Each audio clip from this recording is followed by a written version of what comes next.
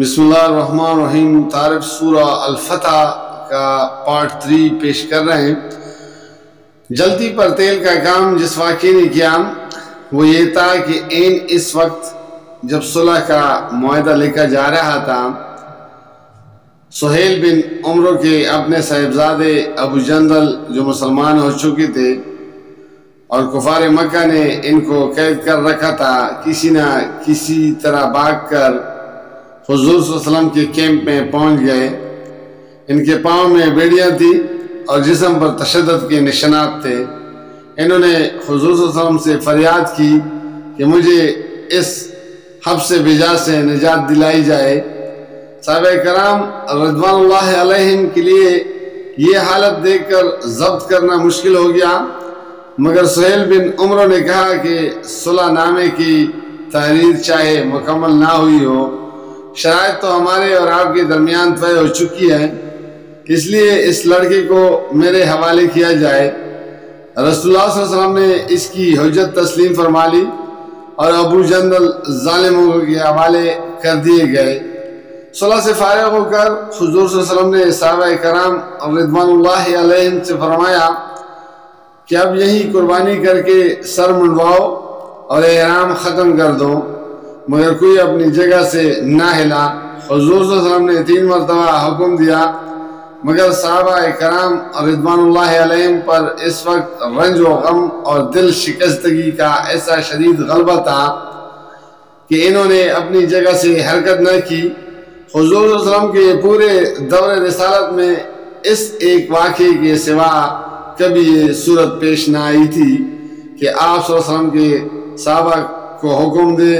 اور وہ اس کی تعمیل کے لیے دوڑ نہ پڑے۔ حضور صلی اللہ علیہ وسلم کو اس پر سخت صدمہ ہوا اور آپ نے اپنے خیمے میں جا کر ام المومنین حضرت ام سلمہ سے اپنی قبیلہ خاطری کے اظہار فرمایا۔ انہوں نے عرض کیا کہ آپ بس خاموشی کے ساتھ تشریف لے جا کر خود اپنا اونٹ ذبح فرمائیں اور حجام کو بلا کر اپنا سر منڈوا لیں۔ اس کے بعد لوگ خود بخود آپ کے عمل کی پیروی کریں گے اور سمجھ لیں گے کہ جو فیصلہ ہو چکا ہے وہ اب بدلنے والا نہیں ہے۔ چنانچہ ایسا ہی ہوا اور آپ کے فعل کو دیکھ کر لوگوں نے بھی قربانیاں کر لی، سر منڈوا لیے، بال ترشوا لیے اور احرام سے نکل آئے، مگر دل ان کے غم سے کٹے جا رہے تھے۔ اس کے بعد جب یہ قافلہ حدیبیہ کی صلح کو اپنی شکست اور ذلت سمجھتا ہوا مدینے کی طرف واپس جا رہا تھا، اس وقت زجنان کے مقام پر یا بقول بعض کراہ الحمیم کے مقام پر یہ سورہ نازل ہوئی،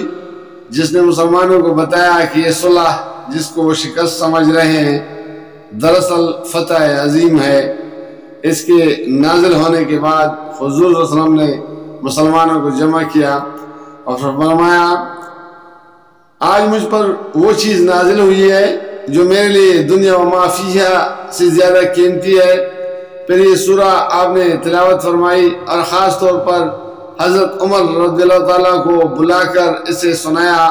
کیونکہ وہ سب سے زیادہ رنجیدہ تھے۔ اگرچہ اہل ایمان تو اللہ تعالیٰ کا یہ ارشاد سن کر ہی مطمئن ہو گئے تھے، مگر کچھ زیادہ مدت نہ گزری تھی کہ اس صلح کے فوائد ایک ایک کرتے کھلتے چلے گئے، یہاں تک کہ کسی کو بھی اس امر میں شک نہ رہا کہ فی الواقع یہ صلح ایک عظیم الشان فتح تھی۔ اس میں پہلی مرتبہ عرب میں اسلامی ریاست کو وجود باقاعدہ تسلیم کیا گیا۔ اس سے پہلے تک عربوں کی نگاہ میں محمد صلی اللہ علیہ وسلم اور آپ کے ساتھیوں کی حیثیت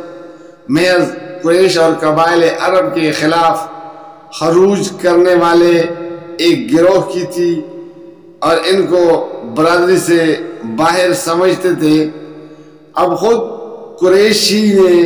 آپ سے معاہدہ کر کے سلطنت اسلامی کے مقبوضات پر آپ کا اقتدار مان لیا اور قبائل عرب کے لیے یہ دروازہ بھی کھول دیا کہ ان دونوں سیاسی طاقتوں میں سے جس کے ساتھ چاہے حلیفانہ معاہدات کر لیں۔ مسلمانوں کے لیے زیارت بیت اللہ کا حق تسلیم کر کے قریش نے آپ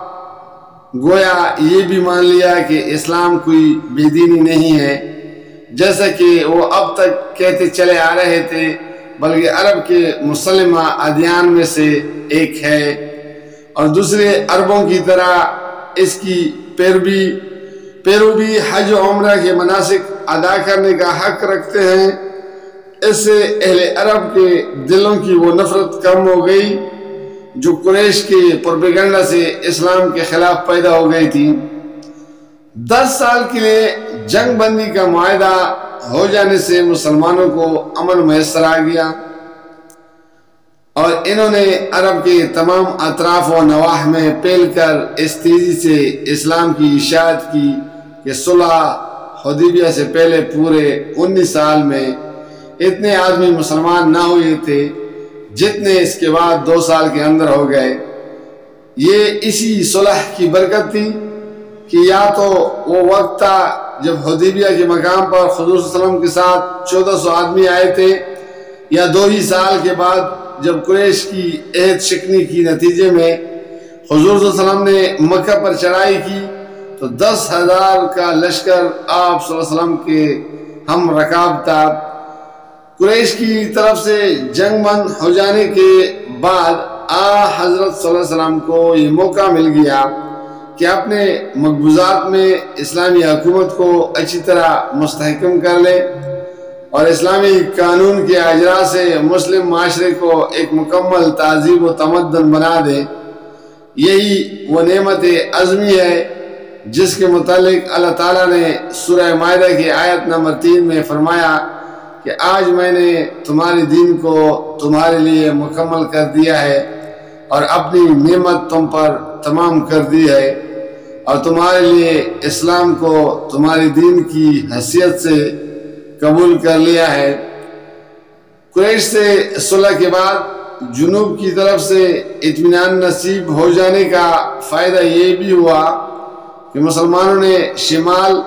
یعنی زیر عرب اور وسط کے عرب کے تمام مخالف طاقتوں کو بآسانی مسخر کر لیا۔ صلح حدیبیہ پر 3 ہی مہینے گزرے تھے کہ یہودیوں کا سب سے بڑا گڑھ خیبر فتح ہو گیا، اور اس کے بعد فدق، وادی القرا، تیمہ اور تبوک کی یہودی بستیاں اسلام کی زیر آتی چلی گئی۔ پھر وسط عرب کے وہ تمام قبیلے بھی جو یہود و قریش کے ساتھ گٹھ جوڑ رکھتے تھے ایک ایک کر کے تابع فرمان ہو گئے۔ اس طرح حدیبیہ کی صلح نے 2 ہی سال کے اندر عرب میں قوت کا توازن اتنا بدل دیا کہ قریش اور مشرکین کی طاقت دب کر رہ گئی اور اسلام کا غلبہ یقینی ہو گیا۔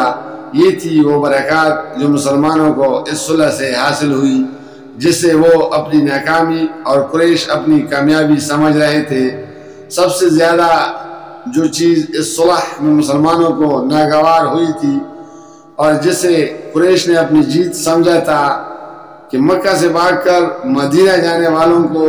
واپس کر دیا جائے گا اور مدینہ سے بھاگ کر مکہ جانے والوں کو واپس نہ کیا جائے گا، مگر تھوڑی ہی مدت گزری تھی کہ یہ معاملہ بھی قریش پر الٹا پڑا، اور تجربہ نے بتا دیا کہ نبی صلی اللہ علیہ وسلم کی نگاہ دور رست نے اس کے کن نتائج کو دیکھ کر یہ شرط قبول کی تھی۔ صلح کے کچھ دنوں کے بعد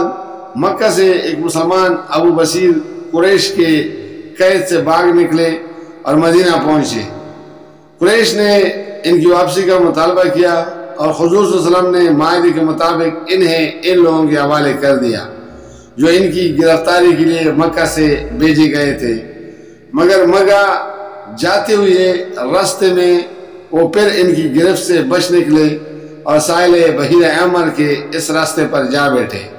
جس سے قریش کی تجارتی قافلے گزرتے تھے۔ اس کے بعد جس مسلمان کو بھی قریش کی قید سے بھاگ نکلنے کا موقع ملتا وہ مدینہ آنے کی بجائے ابو بصیر کے ٹھکانے پر پہنچ جاتا،